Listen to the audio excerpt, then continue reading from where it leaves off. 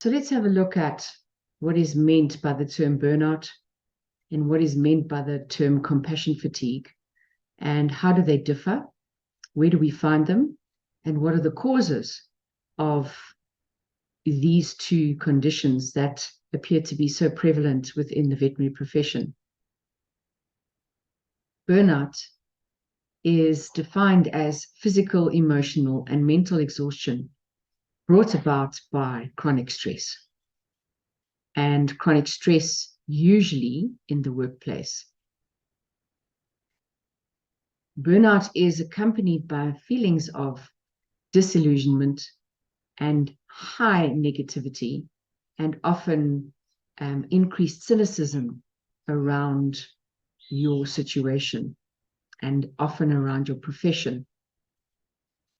Burnout stems from where a person works. That means that, in actual fact, anybody can suffer from burnout. On the other hand, compassion fatigue, it can be seen as a type of burnout, and it is created by the trauma of helping others in distress.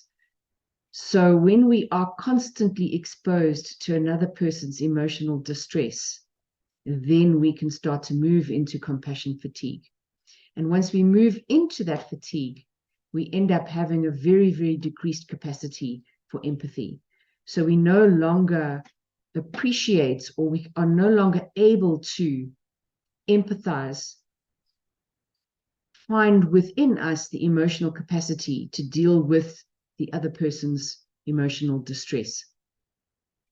Along with that, the person that is suffering from compassion fatigue very often develops a complete disregard for their personal safety.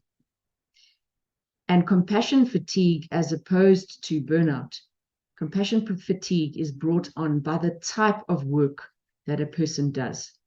So if you look at what I've just said, compassion fatigue is very common in all of the professions where there is a caring component.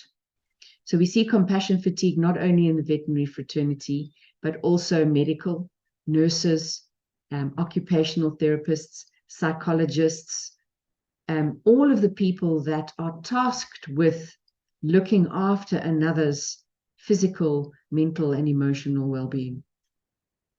And then we look at depression.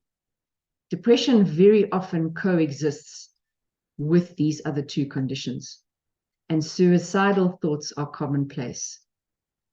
I'm setting the scene for the severity of this problem within the veterinary profession.